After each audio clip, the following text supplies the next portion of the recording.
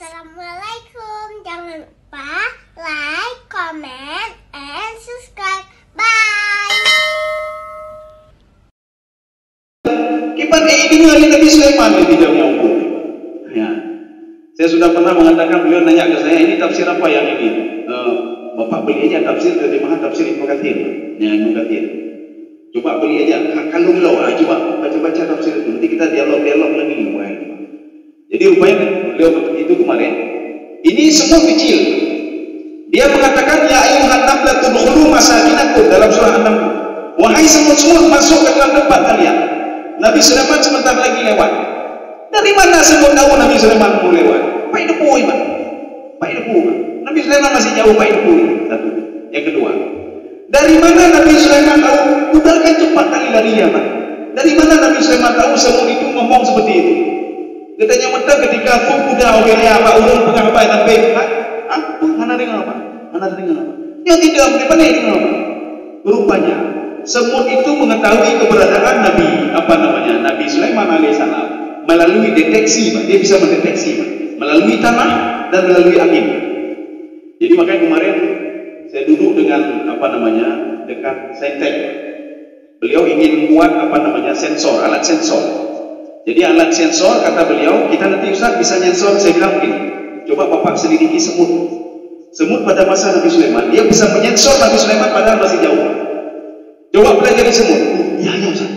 Coba pelajari semut, selidiki sama semut, ada apa dengan semut itu.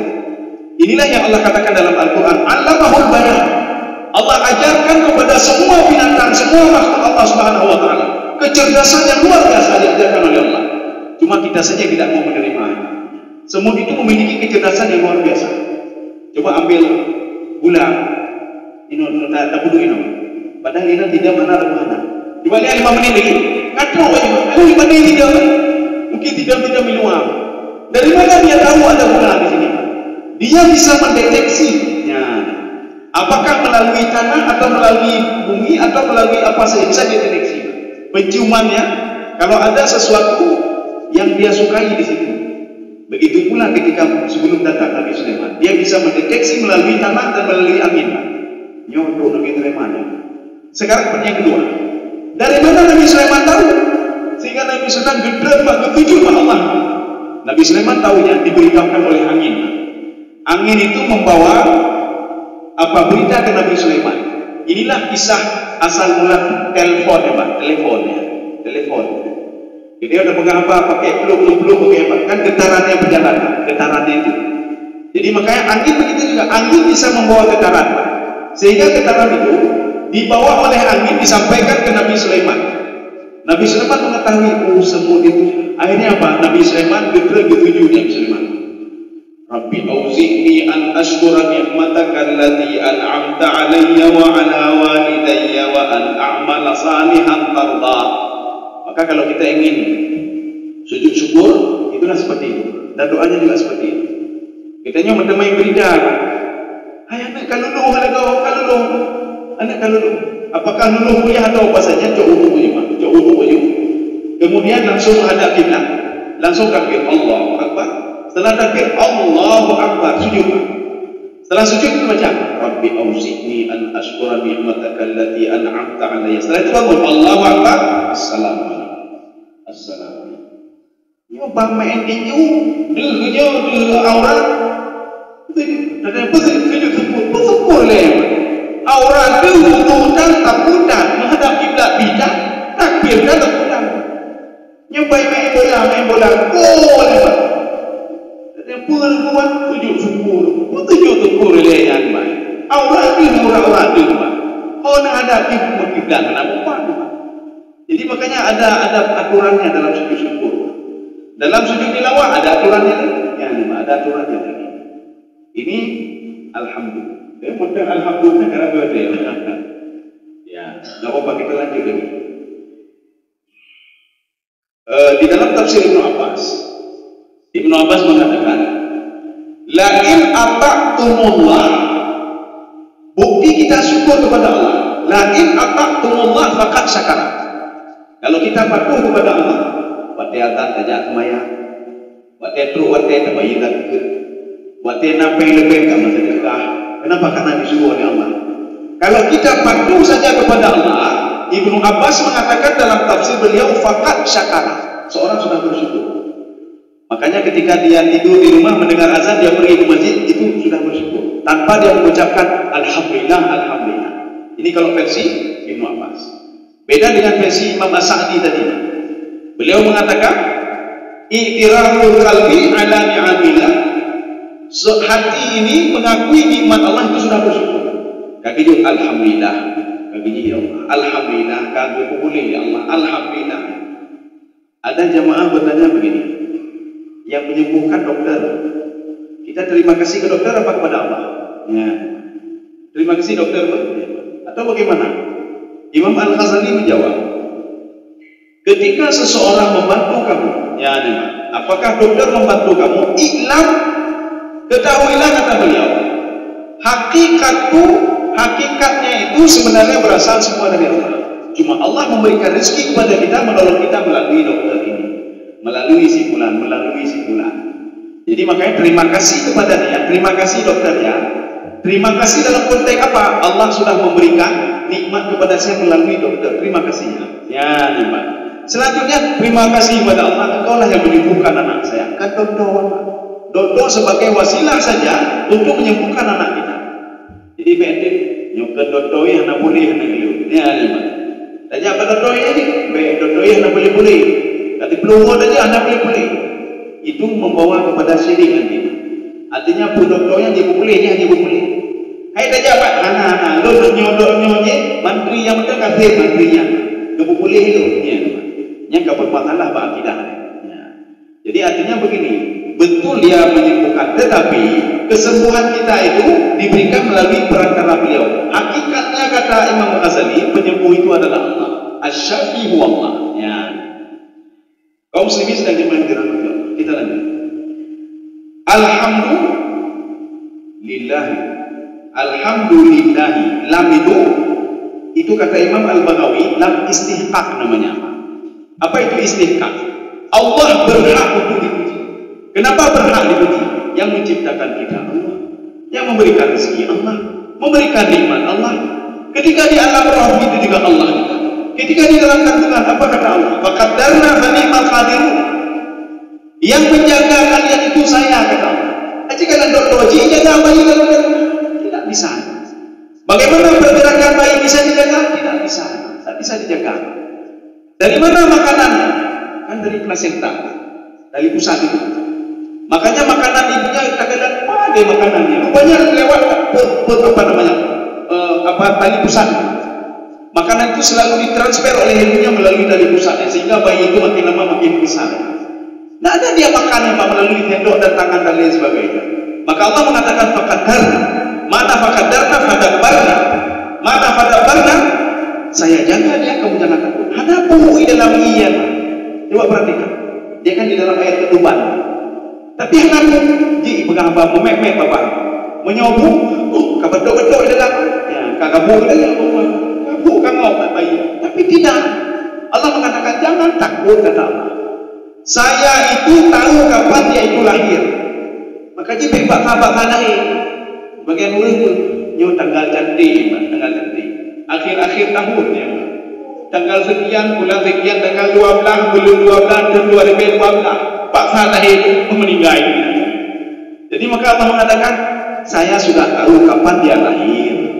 Saya tahu apakah dia nanti lahir sebentar atau tidak. Saya tahu berapa umurnya. Saya tahu bahkan tidak saya berikan roh pun itu hak saya kata Allah. Inilah lillahi. Lam itu lam istihqaq namanya. Makanya nanti ketika di padang mahsyar, pantas kalau Allah ngomong begini, magharraka bi rabbikal karim alladzi khalaqaka fasawwaka fa'adala. Wajar Allah ngomong gitu. Hai bukan anak mayang le. Bukan anak bapak. Bukan anak berpukul. Bukan anak bukan mati.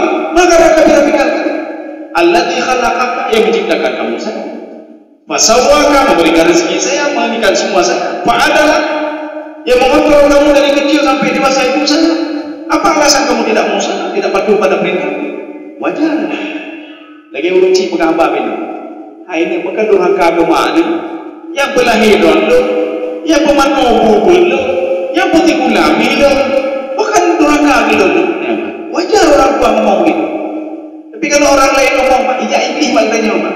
Hai pakai anak ketembah lu, wajar tak terkampung tumbang meneran hati ingkar kepada Allah. Gimana tumbang? Mana adilnya untuk saya apa? Kan ada apa-apa. Ya, ini makna lam istihqaq. Jadi istihqaq itu maknanya apa? Memang kewajiban kita untuk berterima kasih. Bahkan kalau berterima kasih apa namanya? Nggak sanggup kita balas. Apakah terima kasih cukup dengan salat saja? Sebenarnya terima kasih hati dengan mayang udama. Jadi artinya apa? Itu sebagai wujud syukur kita kepada Allah, maka kita salat. Maka orang yang tidak salat, orang tidak bersyukur. Menyoda balah, maka mahina balah. Contoh, seorang anak, ketika Allah mengatakan aniskurli wali walidayya, bersyukurlah kepadaku, teringatlah kepadaku dan kedua orang tua. Ya. Jadi makanya orang tua yang ibu yang melahirkan, mengandung, melahirkan, ibu raya katanya, ibu pakai pampers, ibu gantung pampers, ibu tigulah. Makanya satu orang ibu bisa menyekolahkan 10 anaknya. Tipe anak ibu tigulah itu, cara-cara itu pendidikan agama anak itu, jangan apa, itu makan nanti peluru anak. Tapi 10 orang anak belum bisa menjaga satu orang ibu. Nah, nanti anak mengandung ibu tak menjaga anak itu. Oh, nanti ibu tak ibu jatuh. Jadi makanya seorang ibu itu pengorbanannya cukup kita tak tahu rendah. Tamai penanji tiru, apa orang tamai tiru? Atau sakam dan tamai kilo 2 kilo. Tajak pak mak tak tahu pak. Cukup tenang ya pak. Kan tenang kan pak tiru. Itu padung yang tiru memang. Padung yang tiru mudah deh. Padung yang sakai. Bukan itu masalah. Masalahnya seorang anak mendampingan kepada yang melahirkannya. Maka terharu orang tua madro kenal lagu. Ketika kita salat, Allah terharu kenal. Mentai dulu. Ketika seorang kedua misalnya subhanallah, mentai dulu. Ketika seorang itu dia bersedekah, mentai dulu kata Allah. Kalau kita ingin membalas apa yang diberikan oleh orang tua, bukan dengan apa tadi, kegembiraan. Cuma orang tua tadi terharu gara-gara kita datang. Ay katuan na kau ay pak, katuan na walaupun tapi tak sapo tiru nama, bukan tirunya tapi kedatangan anak. Tapi coba kita kumpulkan duit.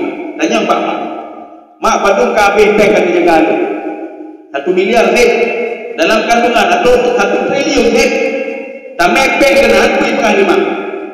Tidak sebanding dengan apa yang sudah saya lakukan kepadamu. Ya nih Pak. Tamajing Allah.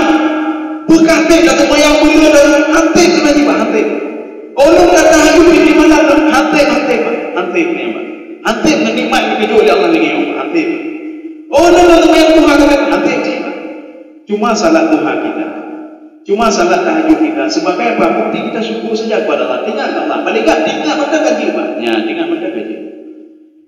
Lillahi Rabbil Alamin. Ada yang membaca Rabbah, ada yang baca Rabbi, ada yang baca Rabbah. Di dalam tafsir Baitawi kita tidak usah baca lagi. Beliau mengatakan begini. Lawin awin nasabah atau barisnya nasab. Rabbal Alamin itu apa? Fi mahallin nida. Itu panggilan. Arti panggilan begini. Wahai yang Rabbah, ya Rabbah, ya Rabbah. Maka alhamdulillahi Rabbah. Tapi kita coba baca yang aneh-aneh, baca yang kena betul, yang kena betul. Alhamdulillahi Rabbil Alamin. Jadi kita baca yang apa namanya, yang maklum dah. Punya dah baca alhamdulillahi rabbil alamin. Yang mungkin ibu yang pun kita ini ada ibu yang terakhir. Anda pilih. Maka kayak pengahnya kalau ilhad yang kuat tu. Kalau baca rabai. Jadi rabai itu ada kiraan rabai. Itu mahali tidak. Karena dia itu pada posisi tidak panggilan. Ya, panggilan. Seperti seorang itu sahabat ketika rukuk Allahu Akbar. Apa panggilan sahabat kepada Allah? Ini bisa kita praktekkan Pak. Ya Hanan, Ya Hanan, Ya Hanan. Ini juga pernah dilakukan oleh Rasulullah. Ini itu beribadah. Kita tidak baca Ya Hanan, tapi kita akan mempunyai makna Ya Hanan. Maka emosionalnya tidak ada. Ini kalimat Ya Hanan adalah sebuah kalimat yang pernah dipanggil oleh penduduk neraka ketika dia terakhir keluar dari neraka. Itu ni dalam neraka. Akhirnya dia teringat nama Allah, dia panggil ya Hanan, ya Hanan, ya Hanan. Ya Hanan itu Hanin. Hanin itu apa? Seorang ibu. Walaupun anaknya bejana, anak kerule, anak durhaka, juga sayang juga nih, sayang juga pada anak. Tanya nyonani durhaka, anak uji yang benci kan nih. Pokoknya ada kan durhaka. Anak dia walaupun durhaka, hantai wowo, tiba-tiba telepon kita nyawa, ayahnya durhaka ketabrak. Anak ada pegang, alhamdulillah, aku mati. Anak, kita tetap pergi ke sana. Ini namanya Hanin. Hanin itu apa? Kasih sayang seorang ibu itu tidak bisa disembunyikan, tidak bisa disembunyikan. Ya. Walaupun dia benci kepada anaknya, di dalam hatinya apa? Cukup indah kan? Ya. Allah demikian pula. Salah satunya adalah ya Hanan. Inilah lafaz yang diucapkan oleh penduduk neraka ketika sudah diazab ribuan tahun. Dia mengatakan ya Hanan, ya Hanan. Allah memerintahkan Jibril, malaikat, coba ada yang memanggil saya, coba bawa dia kembali. Ya, artinya apa? Allah merespon setiap panggilan, walaupun yang panggil itu orang neraka. Apalagi kita masih di dunia, apalagi kita patuh dan taat kepada Allah, maka panggillah nama ini. Kalau kita ada masalah, apalagi sedang ngomong ya Hanan, ya Hanan. Tapi harus kita pahami apa makna ya Hanan itu. Ini ceritanya panjang kalau kita cerita ya Hanan. Kita begini nyuwun dengan apa namanya. Jadi boleh ada yang baca Rabi, nanti ada yang baca Rabbah. Rabbil Alamin, apa itu Rabbah?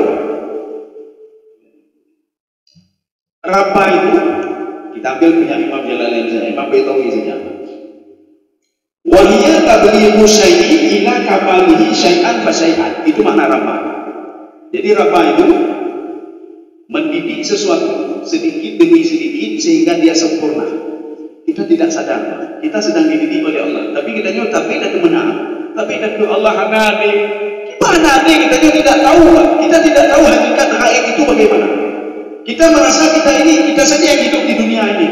Kita tidak tahu ada kelompok jin, kita tidak tahu. Ada kelompok iblis, ada syaitan, ada kelompok malaikat. Itu yang tidak kita ketahui. Yang kita belum tidak tahu. Ya belum tidak. Tapi tidak menang. Tapi kita tidak tahu Allah sedang mendidik kita. Allah sedang membentuk karakter kita. Cuma kita yang tidak tahu. Dari alam roh ketika di kandungan. Ini makna Rabbun. Tabliğu syai'in bi syai'in hatta kamula. Sehingga seorang itu menjadi sempurna. Makanya dikatakan insan kamil, Pak, orang yang sempurna. Ya, Pak.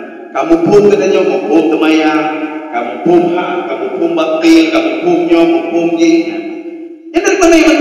Seorang yang memungkiri akan mengatakan saya belajar dengan sendirinya. Lo menemui kedua. Tapi ketika seorang dia mensyukuri nikmat Allah, Allah kagak pernah. Allah sudah mengajarkan saya. Allah sudah mendidik saya. Allah sedang mengarahkan saya. Terima kasih ya Allah. Bantu-bantu macam-macam terima kasih ya Allah. Karena aku ya terima kasih ya Allah. Alhamdulillah. Alhamdulillah ya. Ini makna Rabb. Alamin. Ya, ini karena waktu kita ini kan saja. Ini ada 3 pendapat. Ada yang mengatakan alamin. Ulul ilmi. Ulul ilmi itu apa? Orang yang berilmu. Kalau kita perhatikan baik-baik, Nabi Khidir kenapa cerdasnya luar biasa? Nabi Khidir diajarkan oleh Allah ilmu kain, ilmu kana, ilmu kain, ilmu yakun. Itu Nabi Khidir alaihissalam. Nabi Musa itu juga. Nabi Musa tapi tidak diajarkan oleh Allah ilmu yakun oleh Allah Subhanahu wa taala. Nabi Musa diajarkan ilmu kana, ilmu kain. Sehingga ilmu yakun itu harus belajar dari Nabi Khidir alaihissalam. Dan Nabi Khidir mengatakan, "Lun hana hebat lun," kata Nabi Khidir. Allah yang menolong, Allah yang mengarahkan saya. Wa ma fa'altuhu an amri. Itu semua tindakan yang kamu lihat tadi wahai Musa. Semua itu atas arahan Allah Subhanahu wa taala. Maka Imam Ibnu Katsir mengatakan, inilah namanya ilmu laduni. Ada sebagian mengatakan dalam tafsir As-Sa'di ini namanya ilmu ghaibi. Ada yang mengatakan juga ini ilmu mukasyafah namanya. Apakah kita bisa mendapatkan ini? Bisa, kenapa tidak bisa? Ya, bisa juga, kenapa tidak bisa? Maka bagaimana cara? Kita lihat itu. Maka dalam kajian tasawuf, membersihkan hati itu apa? Supaya kita mengenal diri kita. Nyodo ada keturi. Siang malam dicapai. Itu ada tubuh takin, ada putra orang. Yang penting peng dia orang nape? Dengan yang dulunya gimana? Peng nah lewe di proyeknya kerja. Ada dipikir kerja di wobor lama. Ada dipikir hak anil hak indang lah. Ada dipikir boleh. Yang kepikirnya, maka maknanya dia tidak tahu diri. Nah, itu bodoh. Kalau orang orang tidak tahu dirinya, kenapa dapat kata mayang itu korol. Aci pakai orang tipu-tipu mereka. Kata mayang, mayang lu tipu dah. Beli itu. Hai dah balik-balik nyu gagal proyek lah udah baik. Nyu di orang hidup korol. Makanya kita itu pelajarilah diri. Setelah kau mengenal dirimu, kau akan mengenal siapa Allah. Maka begitu nikmat kita ibadah. Kalau kita sudah mengenal diri kita. Makanya urung yang akan duri Allah Taala itu nak kau. Habis kau yang cek yang rumah. Ya, jadi artinya apa? Kenalilah dirimu. Engkau akan mengenal Allah Subhanahu Wa Taala. Ini pengertian alamin yang pertama. Satu. Alamin yang kedua. Berarti apa maknanya? Rabbil alamin. Allah lah yang mengontrol Nabi Khidir. Allah lah yang memberikan mukjizat kepada para nabi dan rasul. Ini namanya ulul ilmi, orang yang cerdas. Allah lah yang memberikan kehebatan ke nabi ini, ke nabi ini, ke nabi ini dan lain sebagainya. Dan dia bisa mendeteksi sesuatu hal yang tidak bisa dideteksi oleh manusia biasa. Nabi Muhammad SAW dibunuh oleh Allah Subhanahu Wa Taala. Ini Rabbil Alamin.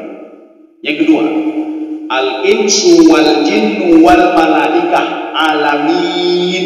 Nah, itu masuk tiga-tigaan ini. Al-insu wal jinnu wal malaikah. Yang mengontrol manusia itu saya, kata Allah. Kalau ada orang lain ingin macam-macam denganmu, tidak bisa dia macam-macam kecuali dalam kontrolanku, kata Allah. Makanya beliau nah urut yang butuh kerja katanya, ya pecat katanya, ada yang macam-macam. Aku buat. Katanya mentang katanya.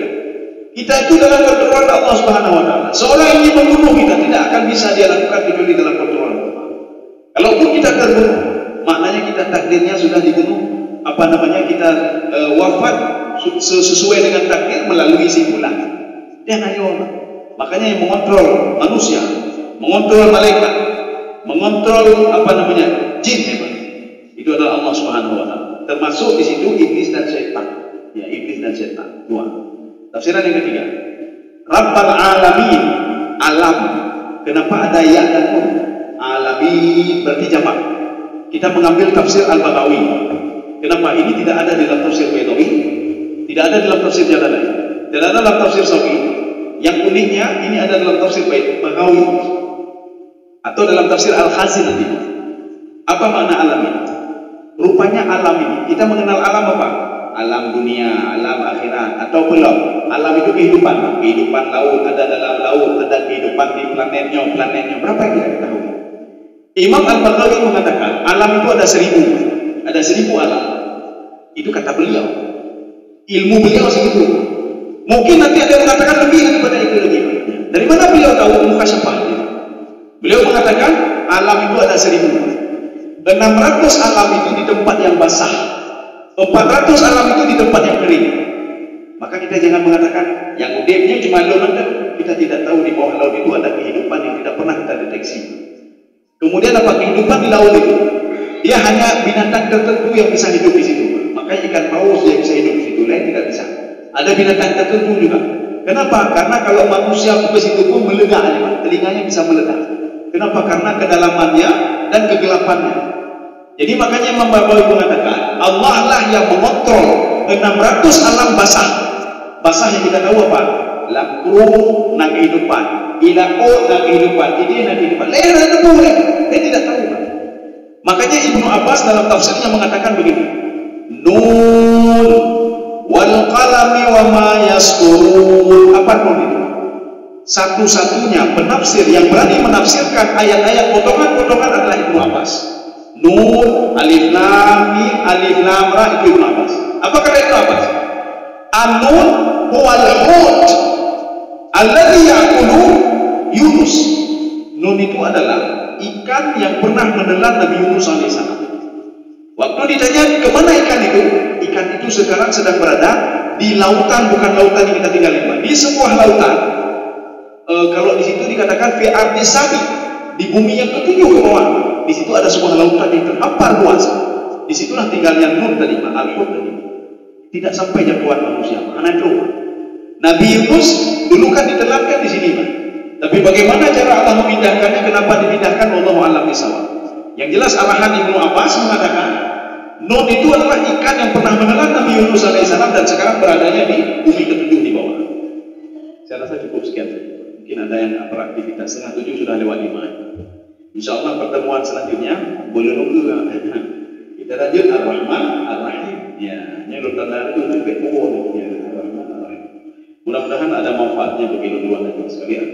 Subhanallah wa bihamdika, asyhadu an la ilaha illa anta, astaghfiruka wa atubu ilaik. Assalamualaikum warahmatullahi wabarakatuh.